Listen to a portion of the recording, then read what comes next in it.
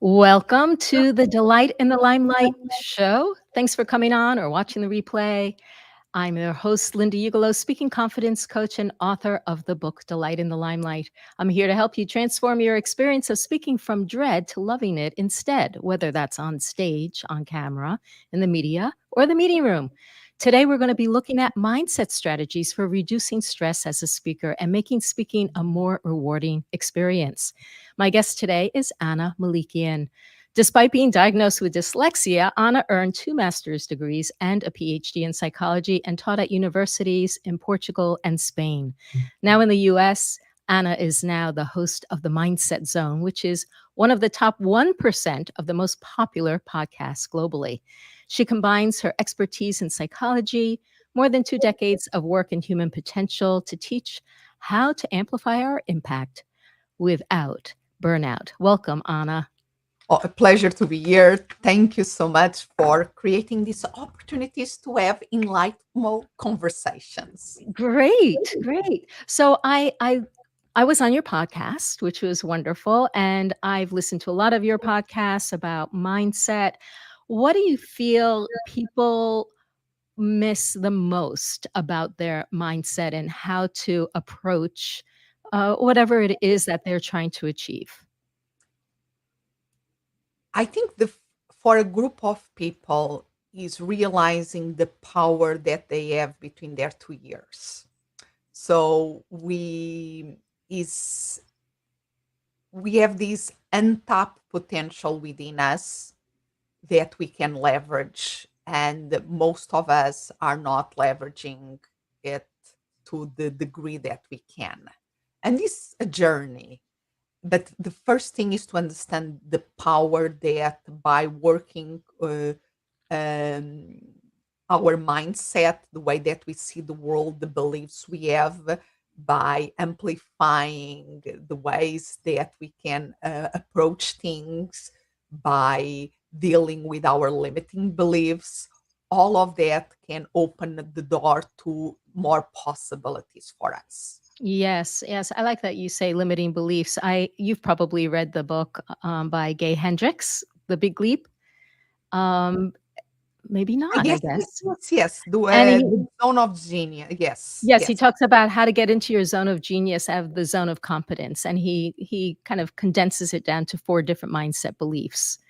And and I happen to like nuance, so I go beyond the 4, but I found his 4 extremely valuable and helping me and my clients to think about what are the ways that we limit ourselves? What does a limiting belief even look like?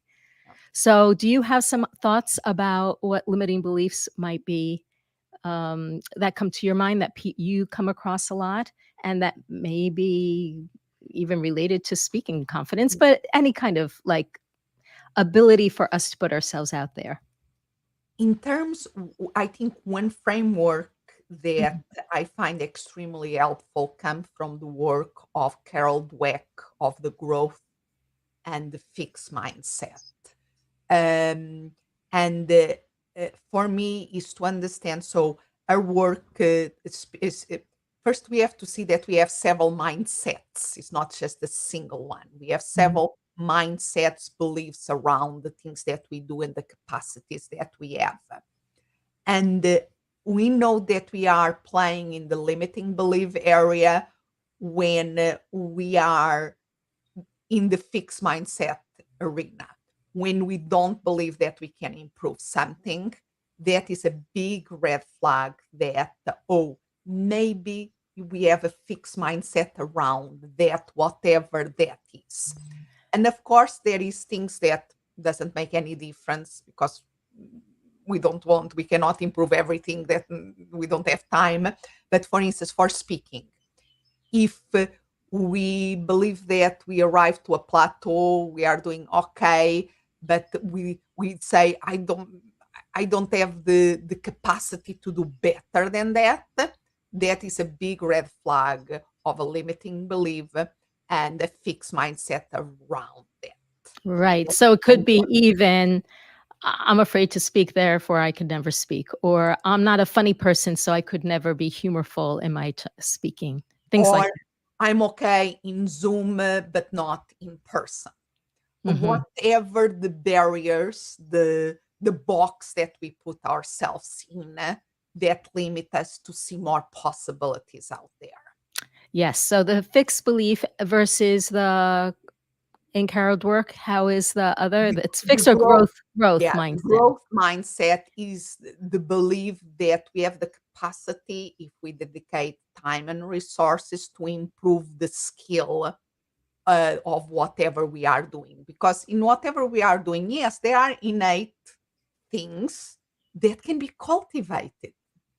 And there is a lot of other things that we can improve. One of the examples that she gives in her book, The Mindset, is most people, if we are not artistic oriented, our artistic capacity of sketching something stays, I don't know, mine possibly 7th, 8th grade kind of level. And I stay stuck there for the rest of my life.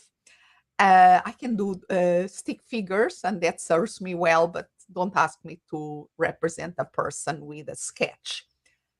And there are work that we can do, and systems that we can follow to not become Picasso, but to do a representation of people in a much better than the level that we stay stuck with. So that is the thing. I invest the time to do that? No, because that is not important for me. But if it was, I if I invest the time and the resources, I absolutely could improve to a bigger level. Yes, yes. And one of the things that comes to my mind as you're speaking, Anna, is that it could even be beneficial to invest a little bit in something that doesn't matter so much to us in order Yes, to build that yes. Muscle. belief in Yes, ourselves that, "Oh, yeah, if I took an art class with my child or whatever, and I learned, oh, it's like this is what happens when you spend some time and resources on something, you get better at it." absolutely. How do you say? It's a question of what we have limited is time. So, but absolutely, we should sometimes going outside our comfort zone in things that, if we fail on it, it's not a big deal. Yes. But we are stretching ourselves. So, have a room to play, a sandbox to play, doing something a little bit wild, just to by the pleasure of doing and the pleasure of trying something new. I absolutely love that. Yes, and also, what you're just saying about where the stakes are low, it doesn't we don't have a lot invested in it. It's easier for us to find the ability to play, and which is what we want to be able to do when we're speaking. We wanna be able to lower the stakes for ourselves so that and also provide maybe a space to play so that aren't high stakes so that we can explore, we can get better without a lot of people watching us every step of the way. Absolutely. Absolutely. That is a great muscle. And it's all about us become more playful and willing to try new things. Because I think another thing that starts to limit us is as we grow up, that we are afraid of trying new things and failing. Yes. So if we manage to apply to a extra job or work activities to get that muscle of trying new things there, will serve us very well for what we want to focus and to achieve in terms of our goals. Right. This is reminding Right. me that, at the end, I'd like to, talk to you or ask you some questions about your own speaking process, because I know you just before we got on the show, you were sharing that you did a keynote recently, and for a month ahead of time, you put in a lot of work. I want people understand what that means to apply yourself to do a talk. But before we get there, let us look at, you speak about the difference between stressors and the stress response. What do you mean by that? And again, sometimes is the way that we look to something. If we peel the layers, go a little bit deeper, or seeing things from a different perspective, then we can get newer insights that amplify our possibilities. And that is a lot. you have your beautiful and amazing podcast. I am also a podcaster with the Mindset Zone.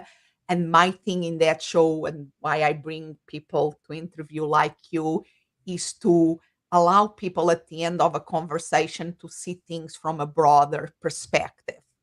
And that of the differentiation from the stress and the stressor is a really important one. We in psychology, my background is psychology, we do that differentiation a lot. uh, I did an episode in my podcast about that, basing the work around burnout from Emilia Naguski and Emilia and Amelia. There are two sisters that have a great book called Burnout: The Secret of Unlocking the Stress Cycle. And this separation of stress and stressor is one of the core concepts that they explore. And a nutshell is to understand that if we see the stressor as the thing that triggers a stress response, and the stress as our response to that trigger, we have more points of action. Say more. Okay. So the life is full of stressors, the things that trigger or creating a stress response on us. We have to accept, and we cannot avoid having a life free of stressors, but we still have a choice. So if we recognize this differentiation between the stressor and the stress response, we can accentuate response instead of reaction. Because what happens when we don't differentiate these two things is that we just react. There is a stressor and a stress reaction. And we feel many times people don't believe that they have the capacity of choosing that response. So this takes us back to one of my favorite quotes of all times. Between a stimulus and a response, there is a space. In that space is the power to choose our response. In our response lies our growth and our freedom. Yes. Yes. Beautiful. But, Beautiful. yeah, but the challenge is to be able to see that space between the stimulus and the response that allow us to give us the power to choose our response. Yes, absolutely. That And is the challenge all the yes. time.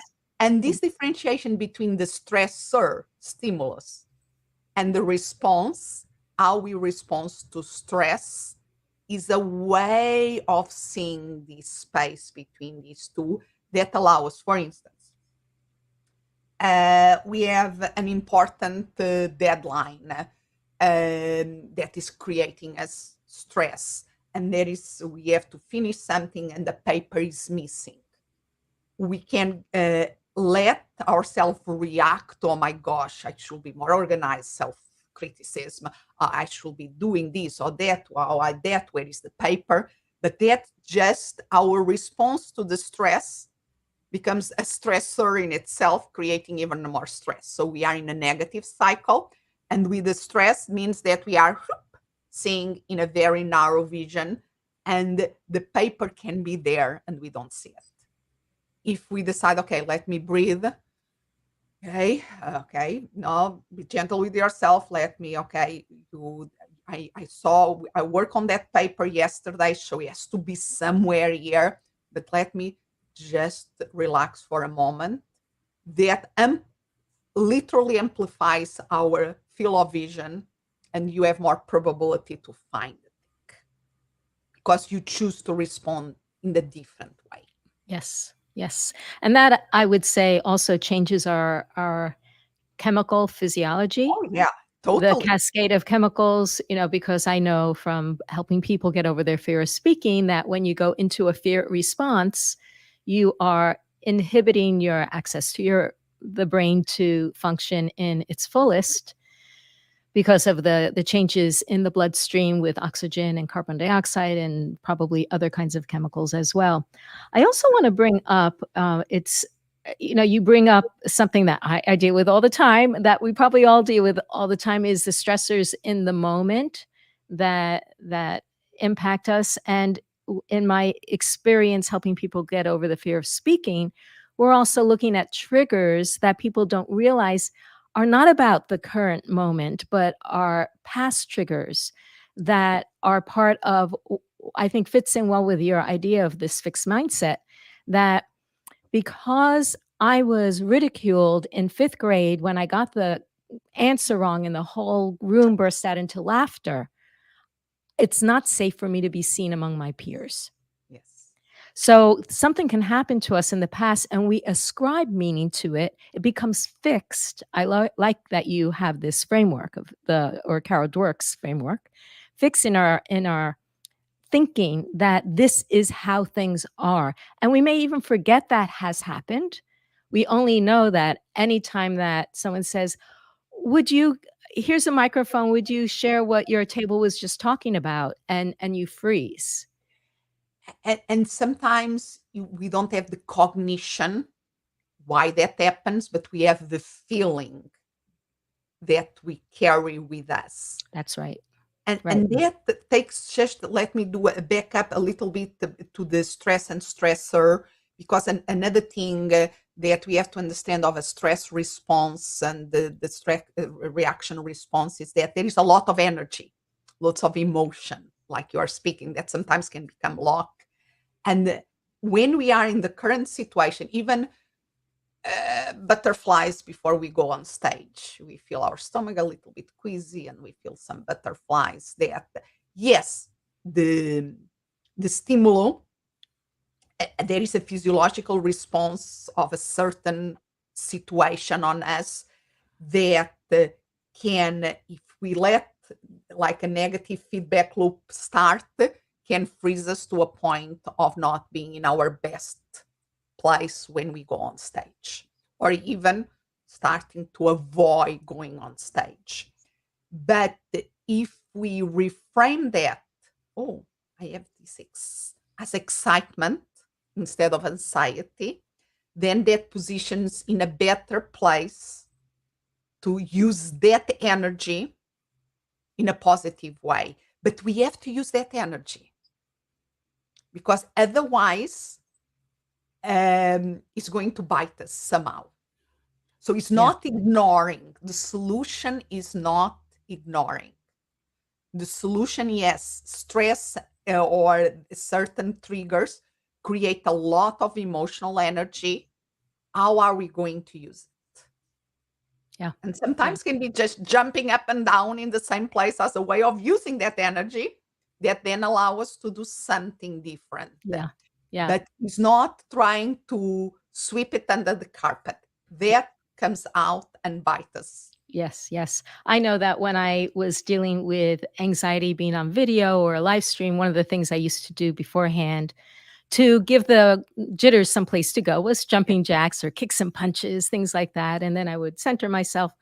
But I did, find after a while that I got tired of managing it, and, of course, as you know, what I discovered was even more helpful was going back to what the root causes were and doing a bit of healing work around that so that it no longer sat inside me in the same way. I think that these management techniques are great. And sometimes that's what we have in our toolbox. Correct. We can't always sometimes we're asked to speak at a time that we didn't expect to, or or for whatever reason we're not quite prepared and centered. But I want to move on from this because I do want to speak about your PIE method because I Mhm. think that will be I think it's super relevant for what I also teach people in order to become more present. And that's what we want. We want to be present when we speak. We don't want to have triggers happening. We don't want to have our mind negative criticism going on. We want to be clear so we can be here. Yes.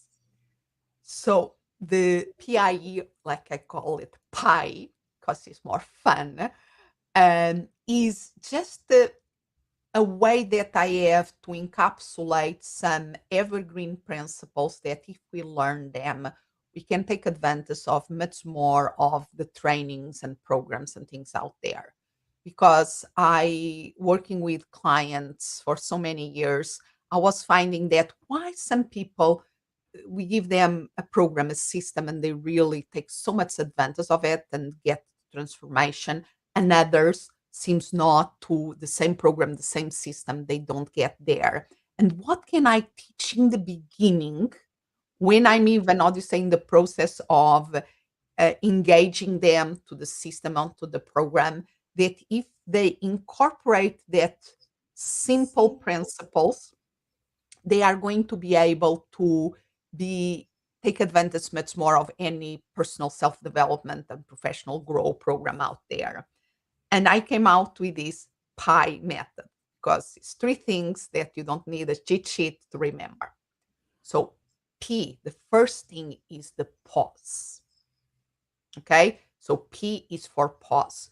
We have to learn how to press the pause button.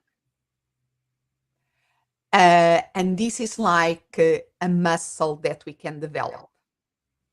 Is if you think like nowadays we speak about mental fitness. We all have these mental muscles that if we don't use, if we don't train, if we don't develop, like resilience and so forth, when the rubber hits the road, when circumstances are tough, we revert to old patterns. We revert to the automatical responses that or reactions that we are speaking in a moment ago. But if we develop these muscles, if we develop our mental fitness, then we are much more ready to face those challenges and to choose our response. And one of the secrets is by pressing the pause button that allow us to see the space between stimulus and response. And in working with people, I realized that there are three types of pauses. There is the macro pause, like you do, somebody works with you in a workshop, in a retreat. That is a macro pause. They are taking a considerable amount of time and space to do some type of work or even working with a coach or a trainer. Wonderful. And that is can be transformational. But then for that to really, for that boot camp intensity really reverting effects in our day to day, we have to keep practicing that muscles in what I call the schedule pauses. So that moments in the day to day that we schedule to do something can be journaling, can be planning, can be meditation, can be a breathing exercise, but they are scheduled in our day to days and is a way for us to train our muscles because then we are ready to the third type of pauses that are the micro pauses, that moment that we have between the stimulus and before the reaction that allow us to choose our response. But we mainly with circumstances are tough, we are only going to be able to press the pause button in that micro pauses if we do the other work, the schedule pauses and the macro pauses. Does this make sense? And sometimes in the beginning, people be gentle with yourselves. In the micro pauses, the best that we can do is, oh, there I went again, there I react again, but use that as a learning opportunity. And that takes us to the I of the pie method. So P is for pause, and the I is for increasing our self awareness. We know that that is one of the venues for us to, uh, in terms of self growth, in terms of unlocking our human potential, is a lot about developing our self awareness. And one of the things we were speaking in the beginning, you were asking me about the mindset, and I told you that for many people is they have to realize the power that they have inside them. But you also have the other extreme of people that are very immersed in the mindset world, but they think that is do all be all of everything.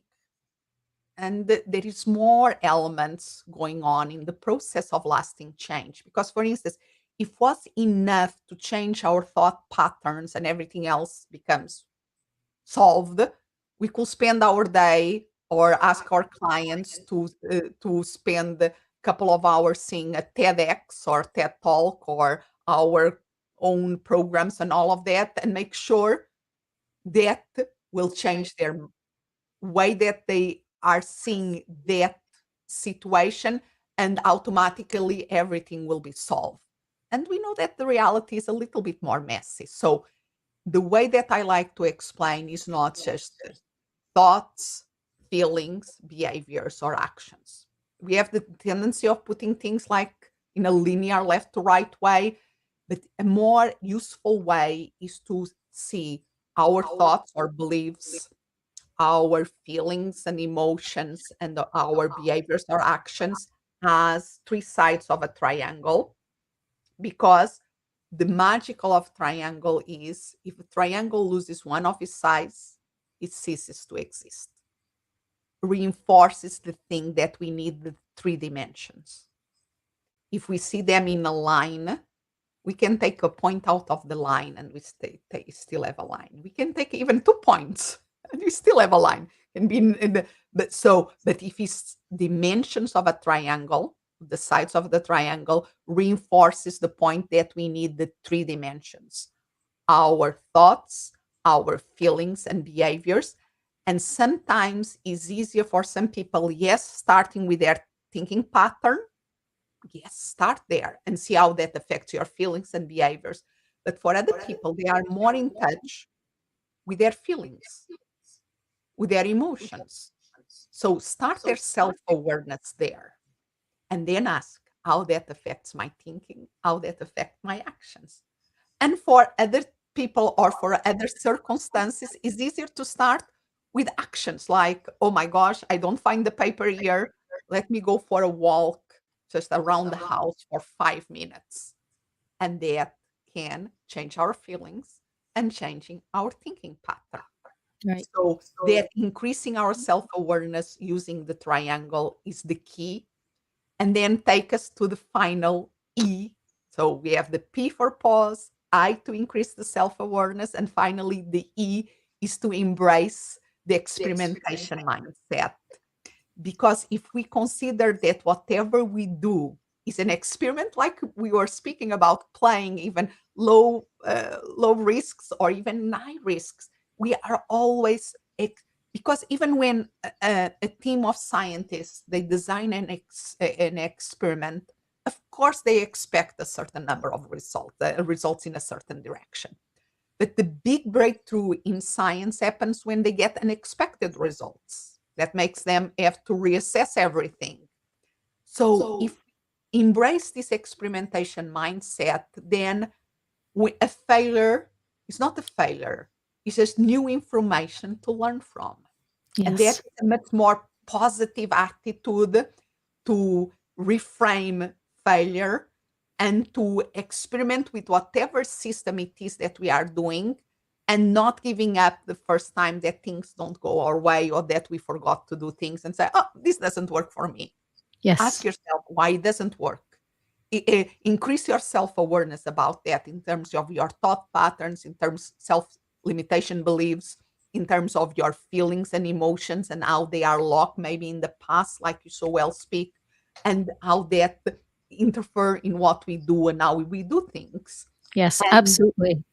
Yeah, so, so I feel like what also happens with the experimentation mindset is that you give yourself more experience through the experience. So, and with that experience becomes familiarity and becomes ease and comfort because you are knowing that space so much more. That's why my Comfy on Camera class, it's it's 7 weeks. You put in a video, a very short one, but it doesn't matter because it's more experience every single day. You're receiving positive reflections, so you're hearing what's good about it. It kind of increases your sense of, criticism because you're hearing what's working, what people like in what you're doing. So every day as you build your through these little experiments, video experiments, you are creating a sense of knowledge and experience that leads to confidence. Yeah. yes. Yes, absolutely. And is that because I'm sure that you work you do, yes, there will be a mindset shift. People will see things from a different perspective. They will work on their beliefs. And then that will take to different emotional states, feeling about what they do, like being on stage, like being speaking, and how they do it, how they behave there. And Right. sometimes you will work with the body first Yeah. and that will take so the entry point depends what is the best one. It depends of the person and of the Yeah. circumstances, Yeah. and instead of limiting us ourselves to start always in point A, let's have the triangle, because wherever is easier to start, let's start there and then see how that affects the other sides. Yeah, yeah, I like that. I'm definitely going to be, thinking about that triangle approach. When I do a group program, of course, I have to make a choice where we start. We happen to start with pause and getting into the body. That's Yeah. just what we do, but then we get into playing around with moving the body and using the voice, and then we play with how to watch yourself on video without cringing because that changes your mindset. And then we get into speaking at the last because I feel that's the most telling stories that particularly about our work and about our business, those are the highest stakes ones, and you wanna build up your sense of ease and familiarity before you get to that point. So speaking of speaking, I'd love to ask you about your speaking experience, particularly maybe this last keynote. So you intimated to me that you had been working, for like a month ahead. Now, of course, you're doing other things too, but a lot of people will look at a speaker on the stage and they'll say, "Oh, they're so good, I could never be that way." And they've never taken a speaking class, they don't know how to go about preparing the way that you probably have prepared. Can you just give us a very brief list of the kinds of things that you were working on during that month ahead of your keynote in order to feel like you were prepared the way you wanted to be? And an interesting thing happened there, because this was a group of people that some of them I knew them maybe for 6 years at least, some of them. And they already saw me speaking before. And after this time, so this was a keynote, and that after I spoke, many of them came afterwards speaking with me and say, "My gosh, you improve a lot." And I consider myself a good speaker 6 years ago. But we always have to keep improving and improving and improving. And we met each other in a training, the HPS. That That's is, heroic public speaking. Yeah, I've yeah, spoken about that before with y- Michael and Amy Port. Mhm. yes, that shows that we believe that we can improve, we can be good speakers and still doing some work to become better speakers. So, with that framework around it. So I'm really very when I'm going to be speaking somewhere is what is the end, the point B, where do I want to take them? And I many times use the triangle there too, because it's where I want to take them intellectually. This was a group of corporate executive coaches that are very intellectual driven. And I knew that for this audience, knowing your audience is important to show them something, a way of seeing things. In this case, was burnout that has a different angle that most of them probably are used to, so that intellectual thinking was important. And but also emotionally, how do I want them them feel and take them in that journey during towards the end of the keynote, and what is the things that they can do with that information or with that experience. So I always like to think about that end thing and then build the experience of the keynote, because I see it as an experience that I'm facilitating in order to arrive to the destination. So were you rewriting a complete keynote for this, or were you updating one that you had before? Updating one that I had before. Okay, I so like you're going through with those things in mind, and you're making some changes to the script. yes, because Mhm. I obviously all of us have a process. We cannot be reinventing the wheel all the time. And if we are invited to speak in somewhere, mainly in a keynote, the event organizers already bring us there because they like something that they listened from us in the past. Right? So, but that doesn't mean that we cannot think about the concrete audience and the is a little bit like the iPad. You see the advertisements of Apple for an iPad, and you see that they speak to teachers, they speak to professionals, they speak to artists, they speak to students, and at the end of the day, still the iPad, the same iPad that is the same framework, but the programs and the things that you put inside, the examples, the stories that you tell can be tailored to be relevant to the audience that you are in front of. Right. So here is So that's the work that you were doing in that month. So it was working on this to make it relevant for the audience that you were going to work with. Okay. correct. And so were you also doing other kind of preparation? Were you working with your voice, with your delivery, with Yes, Odyssey. I have in terms of the voice. Let's start with the voice. I now in my I like ritual. So in the morning I have my ritual to start the day that includes a very brief warming up of the vocal cords. The brrrr, the all that so but I built it in my morning ritual as a way of relaxing my shoulders. That is also part of the vocal thing.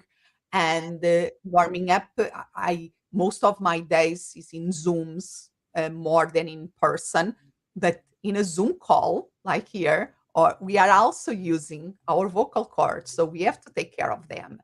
And if we do that work daily, then it's easier to be ready in stage. So and then the rehearsal, in terms of the timing, in terms of the content, in terms of the audience, speaking with people that are there or that are going to be there. So all of that is the preparation work that we can do. You are muted now,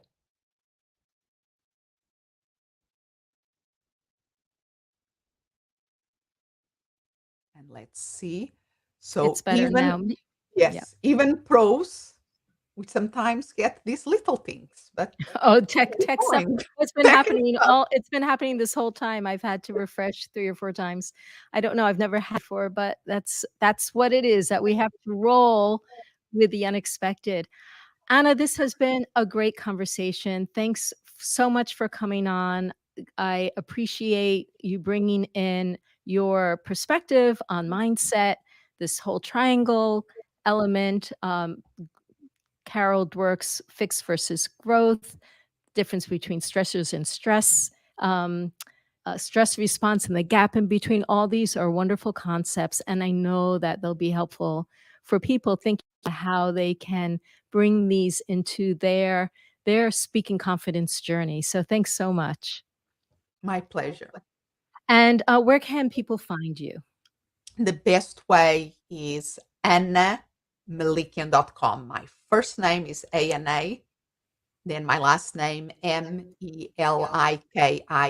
Melikian.com is the best way to check what I'm doing at the present moment and follow my podcast there, The Mindset Zone.